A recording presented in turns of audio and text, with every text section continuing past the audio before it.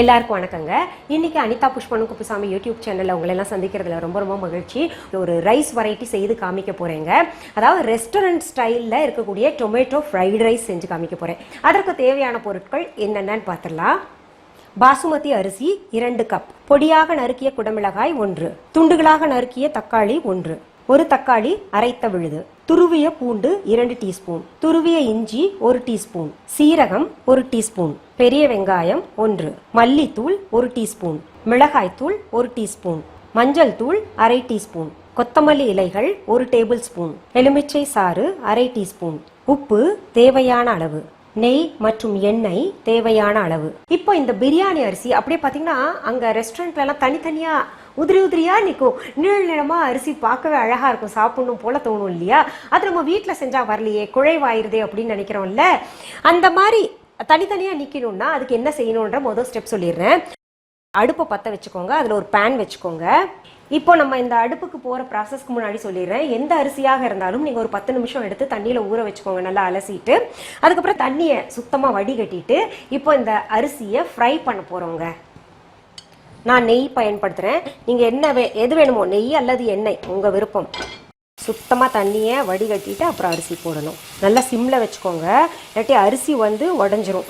இன்னொன்று, அரிசி ரொம்ப நேரம் ஊற வச்சாலும் உடஞ்சிரும். இதை அழகாக பக்குவமாக எடுத்து திருப்பி திருப்பி போடணுங்க, உடையாமல் பார்த்துக்கணும். நல்லா சாஃப்ட் கரண்டி வச்சுக்கோங்க, நல்லா பரப்பி வச்சுக்கலாம்.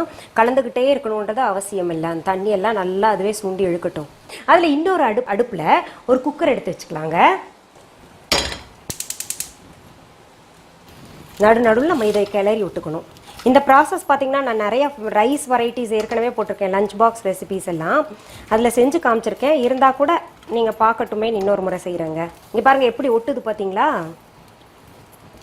அது எந்த பக்குவத்தில் இறக்கணும்னா இங்கே பாருங்கள், ஒரு மாதிரி பளபளப்பு வருது பாருங்கள். தண்ணி எல்லாம் அப்படியே சுண்டி எடுத்துட்டு அந்த பேன் தண்ணி காஞ்சிருது இல்லையா? காஞ்ச பின்னாடி இங்கே பாருங்கள் ஒரு மாதிரி ஷைனிங்காக வருது பாருங்கள் அரிசி. சும்மா இன்னும் 2 பெரட்டிட்டோம்னா போகிறோம், நம்ம இறக்கிக்கலாம். அதுக்குள்ளே இங்கே அடுப்பு சூடாயிடுச்சு பாருங்கள். நான் இதுக்கு நெய்யையும் அப்புறம் எண்ணெயும் பாதி ரெண்டுமே பயன்படுத்த போகிறேன். சும்மா ஒரு 2 ஸ்பூன் போட்டுக்கோங்க. அதை குறைச்சி போடலான்னா கூட போட்டுக்கலாம், அதுக்கு ஒன்றும் பிரச்சனை இல்லை. நம்ம இஷ்டம்தான், எவ்வளோ பயன்படுத்துகிறோமோ அது பயன்படுத்திக்கலாம். இப்போது இது சரியான பக்குவத்தில் இருக்குங்க. இதுக்கு மேலே நம்ம விட வேண்டாம், ஏன்னா அரிசி உடஞ்சிரும், அப்புறம் ரொம்ப ஒரு மாதிரி சிகப்பு கலராகவும் மாறிடும். இதை அடுப்புலேருந்து இறக்கிடலாம். இப்போ பாருங்கள், இந்த எண்ணெயும் நெய்யும் போட்டோம் இல்லையா, சூடாயிருச்சு. இப்போ சீரகத்தை முதல் சேர்த்துக்கலாம். சீரகத்தை சேர்த்தாச்சு. அடுத்தது நம்ம நீள் நிலமாக நைஸாக நறுக்கி வச்சுருக்கோம் இல்லையா ஒரு பெரிய வெங்காயம், அதை சேர்த்துக்கலாம். இப்போ இதுலேயே இந்த பூண்டு துருவி வச்சுருக்கோம்ல 2 டீஸ்பூன், அதை சேர்த்துக்கலாங்க. அடுத்தது இஞ்சியும் சேர்த்துக்கலாம். நல்ல மனம் இது போட்ட உடனே. நல்லா பச்சை வாசனை போகிற வரைக்கும் வதக்கணுங்க. நல்லா சிம்மில் வச்சு வதக்கிக்கோங்க. கொஞ்சம் நெய் சேர்க்குறேன்னா, ஏன்னா அது பிடிக்காமல் இருக்கணும். பச்சை வாசனை போயிடுச்சுங்க. இப்போ நான் என்ன பண்ணுறேன், இந்த தக்காளி நறுக்கி வச்சுருக்கோம்ல அதை சேர்க்குறேன். இதுலேயே இந்த குடமிளகாய் பொடி பொடியாக நறுக்கி வச்சுருக்கோம்ல, அதில் என்னென்னா விதை நீக்கிடணும், அது ரொம்ப முக்கியம். அதை இதில் சேர்த்துக்கணும். இப்போ தேவையான அளவு உப்பு போட்டுக்கலாங்க. இந்த நறுக்கி வச்ச தக்காளி முழுசாகவே இருக்கட்டும், ரொம்ப குழைய விடக்கூடாது. அதுக்கு தான் நம்ம இந்த பல்ப்பு தக்காளி ஒன்று அரைச்சி வச்சுருக்கோம்ல, இப்போ அதை சேர்க்கணும். இப்போ இதில் இந்த மல்லித்தூள் சேர்த்துக்கணுங்க.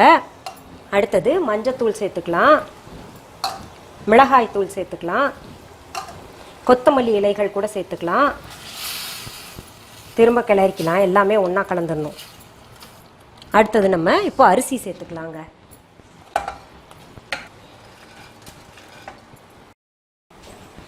இதையும் கலந்து விட்டுக்கலாங்க. கலந்து விட்டுங்க. இப்போ என்ன பண்ணணும், நம்ம இந்த லெமன் ஜூஸ் எடுத்திருக்கோம் இல்லையா, லெமன் ஜூஸ் எப்பவுமே பார்த்தீங்கன்னா உங்களுக்கு அடுப்பில் இருக்கும்போது போடக்கூடாதுன்னு சொல்லுவேன் இல்லையா, கசந்துரும் சொல்லுவேன் எந்த சமையலாக இருந்தாலும். இது வந்து வெறும் நமக்கு 1/2 டீஸ்பூன் இருக்கிறதுனால நம்ம போடலாம், ஒன்றும் ஆகாது. ஆல்ரெடி வந்து இதில் புளிப்பு சேர்த்துட்டோம் தக்காளி வடிவத்தில், அதனால நம்ம இப்போ இது போடலாங்க. லெமன் ஜூஸ் வந்து எதுக்காகன்னா அரிசியோடைய டெக்ஸ்சர் பளபளப்பை கூட்டி கொடுக்கறதுக்காக அந்த லெமன் ஜூஸை போட்டிருக்கோம் நம்ம. 2 கப் அரிசி எனக்கு இந்த டம்ளர் அளவு வந்ததுங்க.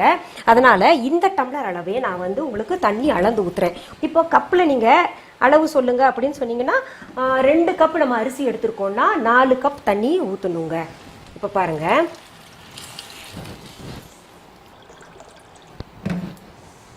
பாஸ்மதி அரிசிக்கு நான் இந்த அளவு சொல்கிறேன்.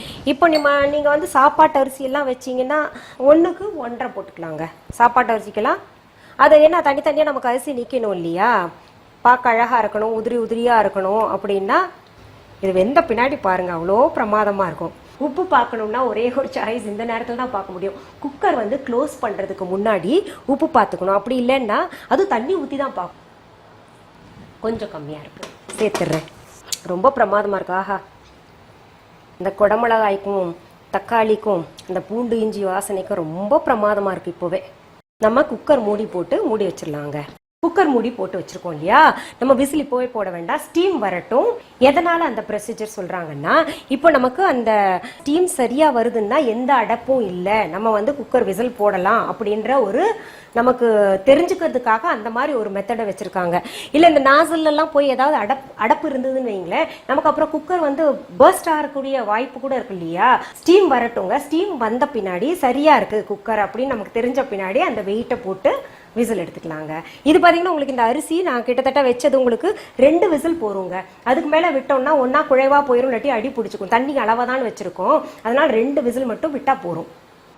இப்போ குக்கர்ல விசில் போயிருச்சுங்க. நம்ம எடுத்து பார்க்கலாம் எப்படி வந்துருக்கு புலாவ்னு.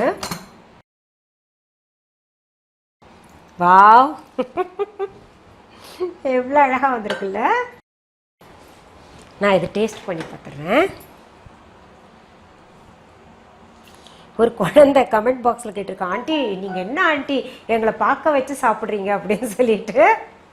அந்த குழந்தைக்கு நீங்கள் போய் உங்கள் அம்மாட்ட சொல்லுங்க செஞ்சு கொடுங்க அப்படின்னு. உங்கள் அம்மா செஞ்சு தருவாங்க, நீங்கள் சாப்பிட்லாம்.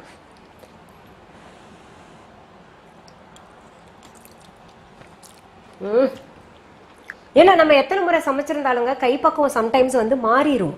ஆனால் இது ரொம்ப பக்குவமாக வந்து நம்ம ரொம்ப மகிழ்ச்சியாக இருக்கிறோம் இல்லையா, அந்த மாதிரி நான் மகிழ்ச்சி அடைகிறேன். இப்போது நீங்கள் இது செஞ்சு பாருங்கள். செஞ்சு பார்த்துட்டு இதுக்கு சைட் டிஷ் என்னன்னு நீங்கள் கேட்காதீங்க. இதுக்கு வந்து இதுலேயே காய்கறி இருக்குது, தக்காளி எல்லாம் நல்லா அந்த டேஸ்ட்டே நல்லா என்ஹான்ஸ் பண்ணுது, ரிச்சாக இருக்குது. இது உடம்புக்கும் நல்லது. இப்போது வந்து அதுக்கு சைட் டிஷ் வேணும்னு நீங்கள் பார்த்தீங்கன்னா தயிர் இருக்கு இல்லையா, தயிரில் உப்பு போட்டு அதில் கொஞ்சம் புதினா தூள் போட்டுக்கோங்க. புதினா தூள் இல்லைன்னா சீரகத்தூள் போட்டுங்க, அதில் கொஞ்சம் இந்த மிளகாய் தூளும் போட்டுக்கலாம், ரொம்ப சுவையாக இருக்கும். இது செஞ்சு சாப்பிட்டுட்டு உங்களுக்கு பிடிச்சிருந்துச்சுன்னா உங்க தெரிஞ்சவங்களுக்கு எல்லாம் இந்த வீடியோவை ஷேர் பண்ணுங்க. மீண்டும் சந்திக்கலாமா? நன்றி, வணக்கம்.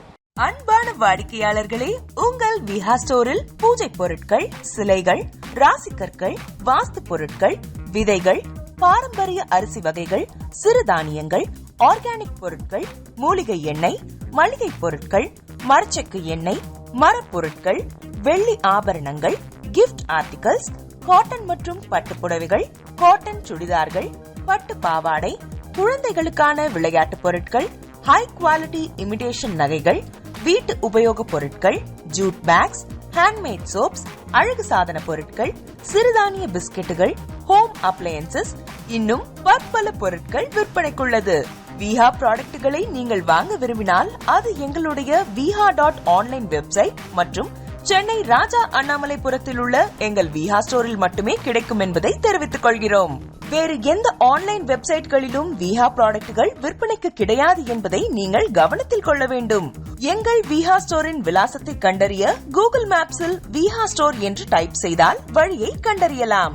www.viha.online வெப்சைட்டிலும் விஹா ஸ்டோரின் அட்ரஸ் உள்ளது.